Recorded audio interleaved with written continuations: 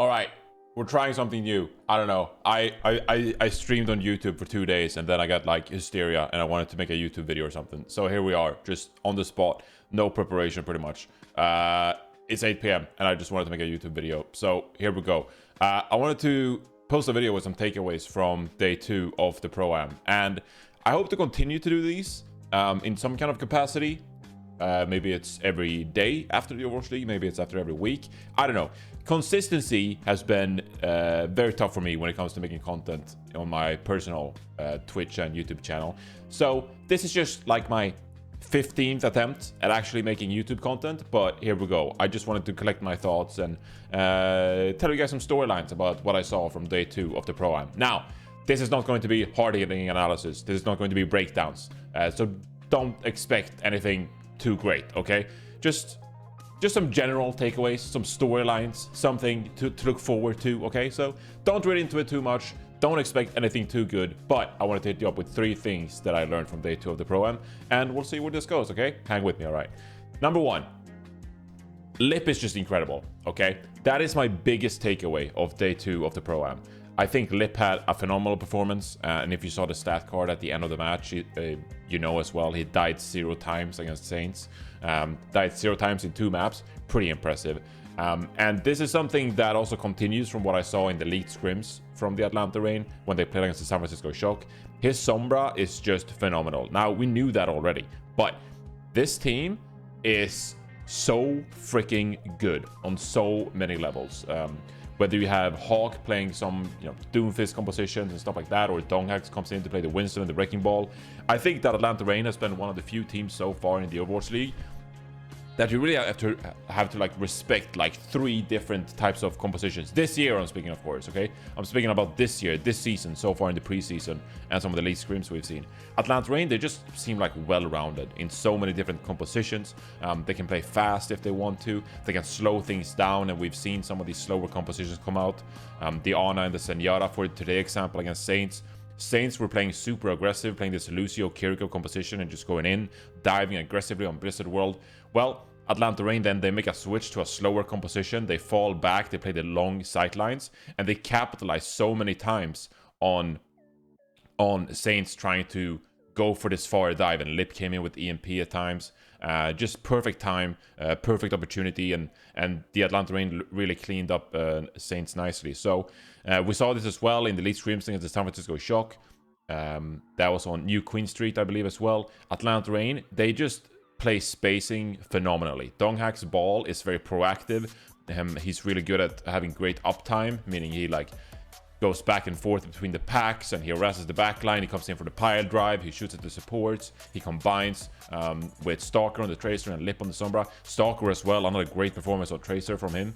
So this Atlanta Reign team, it's looking super scary. I predicted them to win the Pro-Am, and I feel very confident in that after watching them against the Saints. I think they just completely dismantled Saints, and Saints is one of the most respected contenders teams we have here in the Pro-Am, so that's a really good sign for the Atlanta Reign, and I don't even think you can read too much into it when it comes to Saints. I still think Saints could realistically make it out of their group, because I think they're that good, but today was just an absolute skill gap against the Atlanta Reign, so not much more to say about it. But if there's anything to take away from this, it's that Atlanta Reign are just like one level above the rest of the teams we've seen so far. San Francisco Shock, I don't know. I mean, there's this ping being thrown around, and then Albert is like, well, it's only like 80-90 ping. I don't know. Shock looked rusty, but I don't want to take this Pro-Am performance and turn it into something too big. We're going to see Shock again tomorrow, Saturday that is, against Timeless and the Vancouver Titans.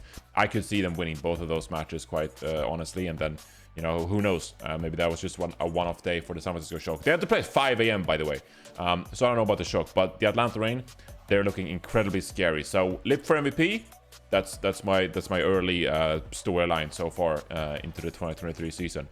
My second takeaway, Florida Mayhem are looking scary this year. So, I didn't copy-paste the storylines, I swear, okay? Number 1, Lip is incredible. Number 2, Florida Mayhem. The whole team is looking scary. This was a standout performance, and of course, they beat the San Francisco Shock on day 1. So, if you want to have that as your biggest takeaway, that they beat the Shock, then yeah, fair enough. But I think they just leveled up and looked dominant on a level I haven't seen them today. They beat Timeless, of course. It's an amateur team from contenders, so it's what you expect from the Florida Mayhem. But it just, we were just looking at their play, and it just felt dominant. They were firing on all cylinders, and again, they just seemed like they were playing on a whole different level. Now, if they play more evenly matched teams, like the Atlanta Reign, for example, I would love to see that matchup. And it's actually my finals matchup that I predicted for the Pro-Am. It's going to be a different story. It's going to be close, and maybe Florida Mayhem then actually gets a challenge, and you know, we get to see some of their flaws in their game. But those two maps against Timeless, again, it was amazing to see. Merit has been a huge pickup for the Florida Mayhem, coming in from the Houston Outlaws. His Cassidy was off the charts. Checkmate is seemingly having a great start to his year as well. I think that Checkmate has been a fantastic story, and a story that I'm going to continue to enjoy in 2023, because remember, Checkmate, he came into the league in 2021. He was benched for most of that year, his rookie year. Then as well, he was forced to play Reinhardt because OG left the team and went back to Korea in 2021, and Checkmate. So he's had a pretty, you know, ups and downs career in the Overwatch League, and I'm looking forward to see Checkmate pop up further and build on last year, and just have some standout play in 2023. So I'm really excited for Checkmate. I think he looked great as well.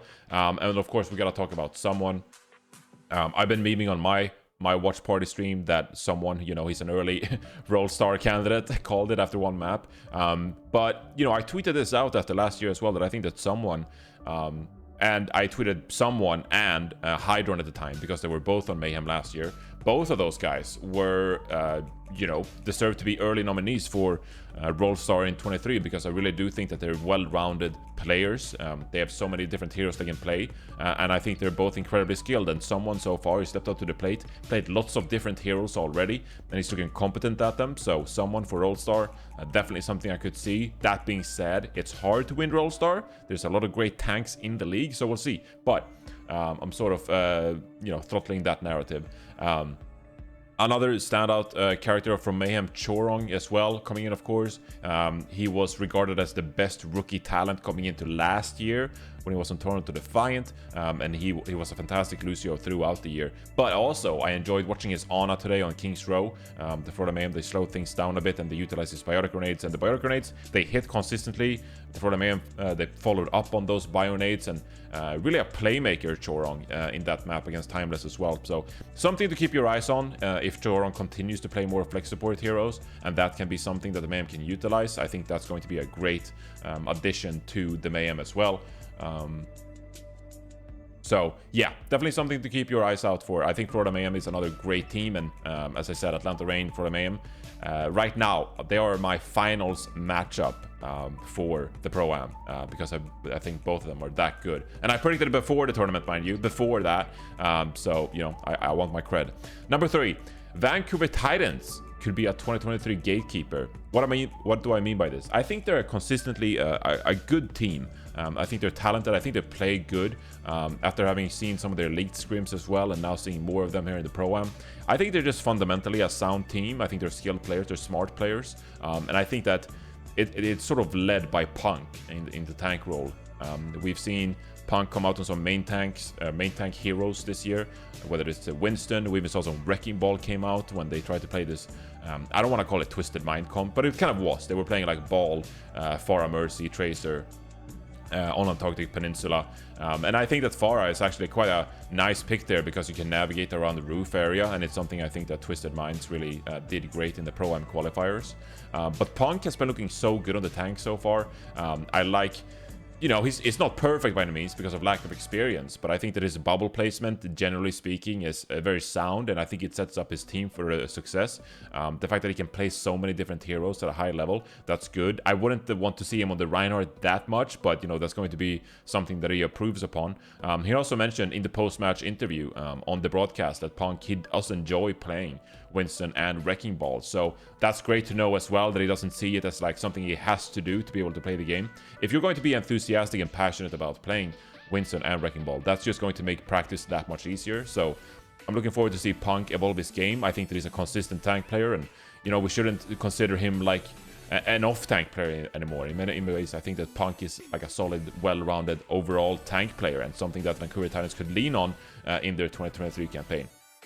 To add to that as well, we knew this going into the season, but Aspire and Sugar Free, they're a great damage duo. Aspire, you can lean on him to get a couple of frags on the Cassidy, or what it is, you can nano him with confidence, and he's going to get value from that. Lenny, you know, Sugar Free is building a name for himself already early on in these couple of matches, so again, I think that Vancouver Titans, they could be a bit of a gatekeeper. Do I think they're going to contend with teams like Florida Mayhem, like Toronto Defiant, for example, on the fringe to those top teams? I don't think so. I'm not sure if they can get there. They did play Crimso quite a bit on Ana. Excited to see Crimso as well, if he flexes over to the Senyara or the Kiriko that we've seen on him before. But there are a few question marks around this roster. But overall, I think these are all great players, and I'm looking forward to see if they can build on their 2022 Boston Uprising campaign and get even better. But they piqued my curiosity in day 2 here of the Pro-Am, so just some early kind of storylines throughout the rest of the Pro-Am tournament. We'll have 2 more days remaining here in week 1,